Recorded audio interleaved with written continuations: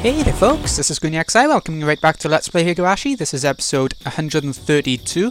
In the last episode, we wrapped up chapter 10 with Rena confiding in Uishi. She's confiding in a few people now. Confiding in Uishi. And Uishi and the police know a lot about this, so they sort of believed her, or they seem to. We'll see more as we go along, I'm sure. And Kiichi was actually going to go to the dump with, I guess with food, to make sure she's okay. Guessing where her hideout was. So let's go on to chapter 11 and see how that goes. Yeah, by loading the data. That's probably how we should do it. Here we go. I've been looking forward to this all day. Okay. Even if I turned on a light in my hideout, nobody would see it because of the piles of abandoned cars in the way. While I'm aware of that, I decided not to turn it on just in case. Good idea. It's a bit scary to hide in this quiet place, alone in the dark, holding my breath. I'd have to keep myself busy with something. But my brain won't work properly, and I don't even have the energy to think about what to do from now on. However, I don't have the courage to lie down to sleep and regain my strength either. Every time I heard or thought I heard a suspicious sound, I'd gasp and stare into the dark. That's all I did all night. Ushi believes that the Sonzaki family was behind the conspiracy. But he can't do much without solid evidence. For that, he has to locate the facility where they're doing research on the parasite. But we have no idea where it is. I think the area clinic is still the most likely site, but I have no credible evidence. Really, I don't think they do their research in a place so obvious even I could guess it. They might be using one of the bomb shelters that was built during the war as some kind of secret underground research centre. Now that I come to think about it, remember a secret building nobody's allowed into on the premises of the Fude Shrine? I think it's called the Ritual Storehouse. We've seen that in a couple of other arcs. Every other arc? I don't know. According to Mayo-san's research, the Fude Shrine is the centre of the local worship of Oyashiro-sama. The priest keeps the tools for ceremonies in the Ritual Storehouse. One of the ceremonies is the bizarre festival, Watanagashi, and so the shrine's storage must be something very sacred. If I remember right, Watanagashi was also a medical ritual designed to vaccinate and immunize people against the all-too-strong parasites. That means the tools they used for Watanagashi were medical ones. If my guess is right, the Ritual Storehouse is the most sacred place in the village, as well as the most appropriate building to use for medical purposes. It's suspicious. There might be a secret research centre in the Ritual Storehouse. Ah, damn it. The police should be performing a raid on the Ritual Storehouse, not the area clinic. Why didn't I think of that when I was talking with Uishi on the phone earlier? I hope Uishi realises this too. Should I go back to the phone booth and tell him about the Ritual Storehouse? But when I thought that, I heard a car coming closer. I held my breath. It's not normal for a car to come here this late at night. I thought about many possible scary scenarios, which made me nervous. After a while, I saw the headlights of the car near the former dam construction office. The car must have passed by me and gone to the office. But it's a deserted, empty office building. There's nothing there. It's not a place where people would visit this late at night. While I was staring into the dark, the engine of the car stopped and its headlights were turned off. I could see two flashlights flickering in the darkness. The lights moved into the office building. They must think I'm hiding there. I held my breath, kept watch on their movements. I can't tell who they are, but I bet they're pawns of the Sonzaki family. They know that I ran away from home. They must be looking for me everywhere in the village. Though I needed to conceal my breath, my face started feeling itchy and I had an urge to stretch my legs. My own body infuriated me.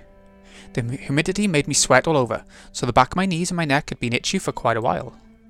Scratching were making an unbelievably loud noise, so I decided not to scratch anymore. Besides, what if the maggots came? It usually doesn't make any noise when I just scratch some mosquito bites. I'm probably just being nervous and overreacting. There's quite the distance between me and them, and I'm in the dark holding my breath. They wouldn't notice it even if I sneezed, let alone scratched myself. But I didn't want to make any noise at all, so I tried to forget the itchiness, but after all that, I ended up scratching everywhere like mad. I have to live in hiding like this for a while. I don't know how long I can go on when I'm so nervous on just the first night. I need to toughen up more so I can remain placid, even in a situation like this. I forced myself to relax, scratched my neck without hesitation, and tried to cope with the sticky sweat all over my body. I started getting hungry. My stomach growled. That's a good sign though, since it means I'm starting to relax. I can't eat yet though, it'd make a lot of noise. I decided to wait until I finished looking for me and went away. Go away, go away. I can eat if you go away. It seemed like the intentions I was sending out bore fruit. They'd stopped looking around the building. However, I must have concentrated my thoughts too strongly. They were pointing their flashlights in my direction. Yeah, that's what made them look paranoid. Did they notice me? No. Not only that, they're walking towards me. I made my body as small as possible, hid under the blanket and listened for their footsteps as carefully as I could. All the while, I heard their footsteps coming closer and closer. Since the footsteps are coming straight towards me, they must already know where I am, I think. It's scary. But there's no way they already know where I am. If they did, they wouldn't have wasted their time looking for me around the office building, and they wouldn't walk as slowly as they did. It's just a coincidence that they're walking in this direction. Since I'm hiding under the blanket, I can't see who they are. I don't know where they're shining their flashlights, so I can't stick my head out from the window to see who they are either. I just have to stay motionless like a rock until I sense they're gone. They stopped when they came near my hideout. I could hear their conversation. I don't think she's here. Let's look somewhere else. You look over there. I could tell by the sound of their footsteps that they went separate ways, and that each of them is walking around the piles of trash separately. I made this hideout out of an abandoned car. I just redecorated it. So on the outside, it still looks like nothing other than an abandoned car. But once you look inside, you can instantly tell it's more than that. So if they look inside, I'm done for. It's obvious they're looking for me. Are they a Sonzaki Corps attack unit? If they find me, I'll be killed for sure. I know all too well that this place is perfect for murdering people. I killed 2 people here myself. If I can do it, it'll be no problem for them, because they're real professional killers. Even so, there's nothing I can do right now. I just have to pray that they'll leave here soon. At that time, I heard a slight beeping sound. This is Atsushi. I can hear you loud and clear. Yes. Gogura? Yes, understood. What's wrong? Seems like Rena is in Gogura. Ah, who said they were going to go there? It was Mion saying that they would tell them that that's where she went, right? Is that right? Somebody saw her there. Oh man, that's it. We'll never find her now. What are we going to do now? It's an order. We have to find her no matter what. We have to bring her to him. It doesn't matter if she's in Sapporo or in Hakata. We have to find her. It'll be impossible to find her though. Do we still have to look? Rena has Mayo Takino's scrapbooks, and he wants them. He was pretty upset about it, so I'm sure they're worth a lot. So what are we going to do? Seems like you've recalled the others, except the ones who were watching her house. So we should go back to the office too. Let's have some barley tea or something. I heard their footsteps going further, and then I didn't hear them anymore. After a while, I heard the engine of their car starting. I finally got up from under the blanket and looked outside the window. The car made a U-turn and drove away. Sound of the engine faded away into the darkness. I heaved a sigh of relief. I scratched at all of my itchy mosquito bites, wiped the sticky sweat off my face and neck, and finally allowed myself to cough. I'd heard their conversation clearly. They're the pawns of the Sonzaki Corps, without a doubt. It matches with what Uishi told me, and they said something very important. They clearly said that they're after the scrapbooks. They did too. Up until now, I'd only assumed that they were chasing after me because I had Mayo-san's scrapbooks. I could have forced myself to believe that it was just my assumption.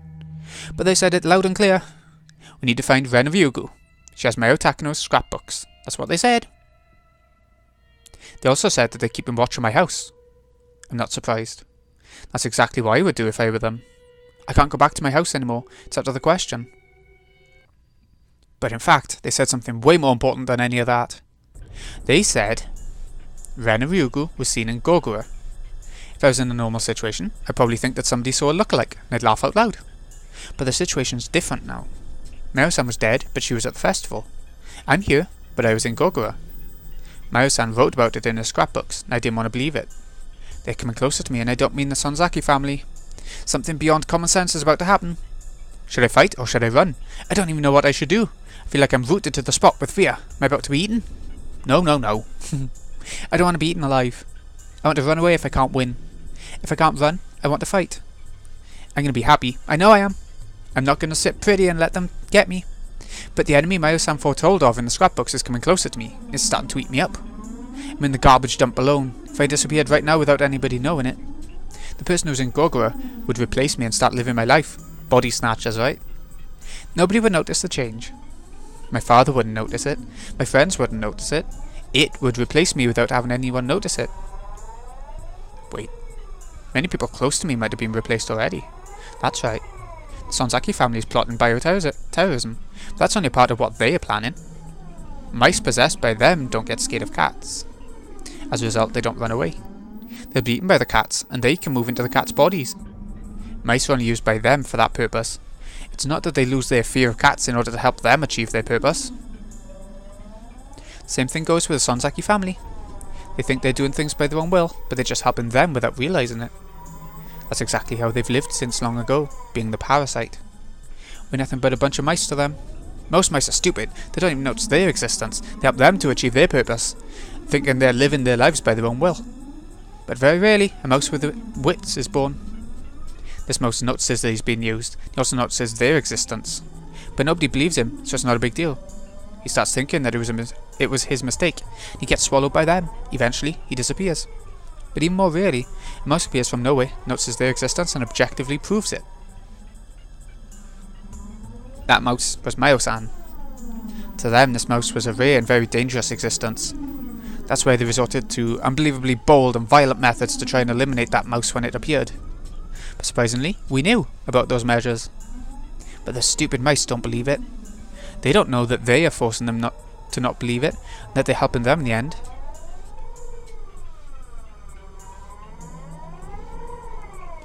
They killed Mayo-san.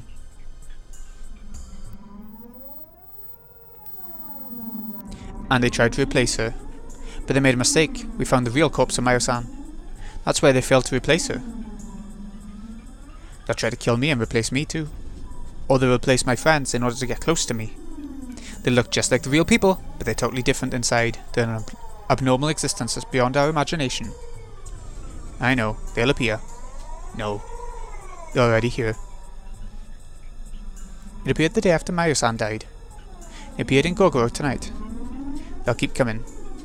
They're openly after me now. They'll keep coming, they'll keep coming. Right then, I heard somebody coming down the slope. I concealed my presence again, and I looked at the direction where the footsteps were coming from. I could see one flashlight. Looked like there was only one person now. Who is it? It's late at night. Its shadow is very small. I can tell it isn't an adult. I felt a chill running through my body. It shined the flashlight towards my hideout, and its footsteps were coming straight towards me.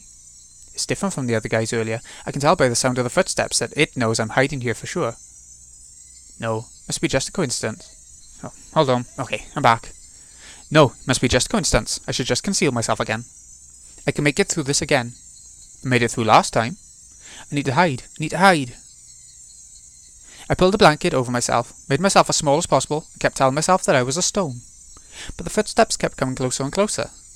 And it knocked on the door of my hideout. I opened my eyes wide. I broke out in a nervous sweat. Not wanting to believe that the sound I heard was a knock, my mind went completely blank. But it knocked on the door again. I could feel a light shining on the blanket. It might be shining a flashlight on me, but I still held back my fear. As long as I don't move, it can't put a finger on me. I kept telling myself that, as if I was casting a spell. I tried not to shake in fear. Hee hee hee. It laughed. It has laughed at me because I thought I was still hiding perfectly. But I still tried. Because if I got out of the blanket... What are you scared of? Hee. Ooh. I threw off the blanket and saw the owner of the voice. Well, I wasn't expecting Rika. It is Rika-chan. Now, why is she here? Why did she come here to see me? I don't understand why she came all the way here alone this late at night. I realised all of a sudden. She looks just like Rika-chan on the outside, but she's not her. It is just copying her appearance. It came to Mayo-san, to me, and to Rika-chan. I decided to talk aggressively on purpose in order to work up courage before my fear crushed me down. Is that you, Rika-chan? Meep. Who else do I look like? It answers just like the Rika-chan I know. But I know it's not Rika-chan. Rika-chan wouldn't come to a place like this so late at night. I know who you are. I know you're not Rika-chan. I'm afraid you can't deceive me like you can the others. Even though you look just like her, I know you're not Rika-chan. You're not my friend Rika Furude. Who are you? Rika looked stunned for a while. She looked as if she didn't understand what I was talking about. But she pretended like that for too long. If she really didn't know what I was talking about, she wouldn't be able to stand the silence for this long, but she kept quiet. And she finally showed her true character. He. It laughed. It laughed at me because I figured out something that was almost impossible to figure out. That it was not Rika. Who are you? It didn't answer my question. It kept laughing for a while. And then it looked straight into my eyes in a way Rika-chan never did before. And it said this. I've lived for quite a long time. But you're the first one who penetrated my disguise. I always thought you had good intuition, but you're pretty good. She clearly spoke to me the things that I was most afraid of. I was completely shocked. It's like she told me everything that could possibly scare me. I didn't want to hear any of this. It's something I can't possibly twist in a way I can comprehend. Let's just say I'm Rika for now. It's been a while since I started to call myself that. Oh really? It's been a while, huh? Like, how long? Not that long. It's only been about 100 years. What? What are you talking about? I'm contradicting myself. I know the person who's standing in front of me isn't Rika, but at the same time, I deny its existence. As long as humans hold this kind of emotion, they can never accept unknown existences. In other words, we can never accept them. You don't have to be so scared. You're in the car. I'm outside of it. It's not easy for either of us to do something to the other. I think this is a perfect distance between us. No matter how long I've lived, Rika Fude is still just a little kid. You're still stronger than me. I should be more careful than you, because you could snap and jump on me anytime. I realised that this creepy thing that looks just like Rika was only here to talk to me. I felt my tension fade away a little bit. But still, I don't know what she wants to talk to me about at a place like this so late at night. See, this is an interesting little scene, because Rika... Why is Rika being someone else, you know, in place of Rika? What's going on? Is it Rena's paranoia? Or is there something more to it? We get to see more of this as the final couple of arcs sort of wrap up. I'm like a fish on a cutting board. Flip, flip. There's nothing I can do other than to wait and see what's going to happen. I waited for it to make a move for a while, and then it opened its mouth again. You're afraid of something, am I right? It uses sarcasm. Rika-chan's face, cute face looked uglier than ever when it smiled. I held back my fear and tried to reply firmly. Yes, thanks to you. So, what are you afraid of? You should know that better than anybody else. Hehehe. It told me earlier that we were safe from each other because one was in the car and the other was standing outside. But it's obvious that I'm the one who was being driven into a corner. While I'm talking to it, I could be being surrounded by its minions. I got scared and tried to listen to the sounds of my surroundings carefully. Don't be scared. I came here to help you. Came here to help me? Oh really? I wonder how you're going to do that. You're just sick at the moment. You need medicine, that's all. Would you be interested if I told you I brought it along? Medicine? It put its hand in its pocket and took out a small case. It opened the case and showed me what was inside. What was in there made me gasp in surprise. Syringe? It's not normal for a person to carry around a syringe. I have no idea what's going on. But what Rika-chan's holding in her hand is a syringe. There's no way I can twist that fact around. That's right. The contents of the syringe are going to help you get better. It'll help me get better? Huh? I know what it is. It's the drug that killed Tomitaki-san. It's the parasite at its full strength. It'll give me the maggot disease. This is a different drug from the one that was used on Tomitaki. I promise. It giggled. It isn't the giggling that scares me. I'm scared that it admitted the cause of Tomitaki-san's death so easily. And it also admitted the direct cause of the maggot disease that Tomitaki-san died from. I know you're going to kill me in the same way he died. And that the Rena and Gogura is going to replace me. Problem solved, right? I'm not going to let you give me the shot. I knew you would say that. This syringe looks very suspicious, of course. You're smarter than I thought. So what now? You're going to gang up on me and give me the shot like you did to Tomitaki-san? Tomitaki-san's autopsy report said that he had bruises on his body that proved he was fighting against several people right before he died. That means they must have ganged up on him to give him the shot against his own will. I'd like to give you the injection by force, but it never really works. So I gave up on doing that. I decided to let you choose to take it yourself. You kidding me? I don't want to take that creepy shot. I thought about it many times. I thought about how I could make you take the injection. I can't force you to take it. I can't make you agree to take it either. Then it leaves me only one choice. I have to let you choose to take it. You should know my answer already. I'm not going to walk into such an obvious trap. That's what I thought you'd say. I didn't expect you to choose to take it anyway. It heaved a sigh, made a gesture as if it was mocking me, and smiled bitterly. It looked as if it was saying that I'm a lower animal that can't understand it's being given a chance for salvation. I kinda want to say, I'll take the shot on a day, but I know that's exactly what it is intending to do. Go back to your home and tell your friends that you failed to give me the shot. I'm not gonna let you beat me. I'm gonna fight till the end. And I'm gonna seize the 1% chance of winning, and I'm gonna destroy all of you. I see. Then you should try to do that. This world is gonna end soon anyway. Hehe. End soon? It has nothing to do with you. A frog sitting in a well doesn't need to have any interest in the world outside, does it? At this stage of the game, it said something very dubious. I tried hard to understand what this horrifying creature was trying to say. What are you gonna do to me?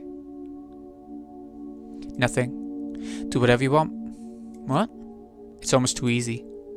As far as I know, do whatever you want means ignorance or release when your enemy says it to you. At the very least, it isn't a bad thing. Or does it have another meaning? In that way, I overinterpreted the meaning of the sentence, but then it said it again. Do whatever you want. I'm not interested in this Renaryugu anymore. I'm gonna try to get along with the next Renaryugu. I have to pray that the next Renaryugu doesn't have such good intuition. I was scared of it, like I'd be scared of a judge handing down a death sentence. I used to try really hard to fix things every time a little problem occurred, but I got tired of it. I'm not interested in this Hinamizawa anymore. I'm gonna find the next Hinamizawa. But you only have this one, so I hope you live as best as you can. It was telling me scary things one after another. This was obviously a warning of Hinamizawa's destruction. It means the climax is coming soon. They have already prepared another Rena. When I lose to this fate, they're going to replace me with that Rena as if nothing happened. They're very well organised. What humans are most afraid of is their lives to lose all value. Your life becomes worthless when you're told that you have a replacement. It's like an indirect death sentence. It closed the syringe case and put it back into its pocket. It turned around and started climbing up the slope. At the top, it looked back and spoke without as much as an evil smile. Well, goodbye, this Renaryugu. Hope I can get along with the next Renaryugu.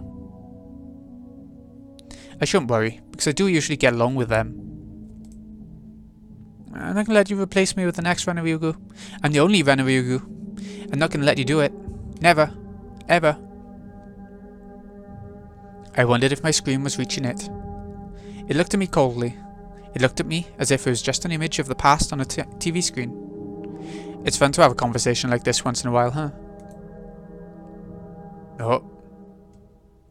What's up with Rika? She's always seemed so normal, most of the time. That laughter gradually disappeared into the darkness. It disappeared into the darkness as well. I was the only one left there. I'm forsaken, and they don't care if I disappear. They told me I should struggle as much as I want because it doesn't matter anyway. They already have a replacement. They don't need me in their Hinamizawa anymore, because my intuition is too sharp. When I realised that, I noticed that this garbage dump is a perfect grave for me. Then I realised that this place won't work as a hideout anymore. I'd better start packing and move somewhere else. It told me to struggle as much as I want. I'm going to do just that, damn it. Damn it! I have to get ready to move out from here. I'm going to put everything back into my backpack. I have to leave here as soon as possible. The light of the flashlight wasn't enough to see by, so I turned the table lamp on. The light made things show up very clearly. When I reached my backpack, I realised something and gasped in surprise. The palm of my hand was covered with an eerie liquid. I thought I'd wiped off my sticky sweat earlier, but it wasn't my sweat. Then where did the blood come from? Uh-oh. I realised it right away. I was scratching the mosquito bites on my neck earlier, and I scratched them until it bled. When I noticed that, I remembered the sensation, the mixture of pain and itchiness. I felt something moving near the wound on my neck, so I scratched it again to get rid of whatever it was. My hand got sticky and wet with blood again. I can't see what the things are because I don't have a mirror, but I know. They're already spreading throughout my entire body, causing the itchiness on my arms and the back of my knees. If I'd never experienced this before, I'd think I'd gotten bitten by a bad bug or something. But unfortunately, I already know what's causing this itchiness. Why? Why? I said it with hatred. Why now? Why here? It's the maggot disease without a doubt. If I cut the veins on my arms, the dusky red gross things would flow out. But it's impossible. I didn't get any suspicious shots. But it doesn't have to be a shot. They might have put the drug in my food, and I might have eaten it without noticing. I don't think they put it in the food in my house, but I used to share lunch with my friends at school. They might have put it in the lunches. That Rika who visited me just earlier was shining a flashlight on me. So she knew that I was scratching my neck so hard it bled. Nevertheless, she acted like there was nothing wrong. She told me that I wouldn't last long. Now I know why she was laughing at me in a sarcastic way. She knew that I wouldn't have much time left. It itches very badly, but I can't scratch. The more I scratch, the itchier it gets. And I'm not going to do the same thing Tomitaki-san did. Damn it, damn it, damn it. The itchiness might not be temporary. It might actually get worse. I don't know if it's going to stop soon, or if it's going to last until I die from it. I don't know anything anymore. I just have to endure the itchiness. I wiped the blood on my neck with a towel, clenched my teeth, and tried to erase the desire to scratch my neck. The wound was throbbing. I wanted to scratch it so badly, but I couldn't do that. I fought back the desire, biting the end of the towel. I scratched other parts of my body really hard in order to forget about the itchiness on my neck, but it didn't really work. I just prayed for the itchiness to go away, closed my eyes, fought back the desire. That seemed to be the best way. I let my mind go blank, breathing hard for a while. I felt like the itchiness got a little bit better. I took a deep breath and I immediately started panicking. Staying here is more dangerous than the itchiness. I have to leave here as soon as possible. I felt it while packing my stuff. I felt the end coming closer, the end that Rika told me about earlier. I assumed I could live until the end, but I might have been wrong. I might follow the same path Tomitaki-san took, way before the end comes. I was sweating like crazy, it felt so nasty. I know it's not sweat, but I'm not going to think that it's sweat for now. But I'm going to, so I wiped my neck with a towel and hurried to leave. Oh! She's backed into a proper corner now. She feels like she's going to be dying soon, before the end of everything, so she's going to have to take action, right? Okay, so we're going to leave it here. It looks like we can go back to Kaiichi next time, probably. Yeah, probably. Anyway, this has been Greeny XI. Hope you've enjoyed. Thank you so much for watching. I'll see you again in a bit, when we see what I assume to be Kaiichi does next. See you in a bit, folks.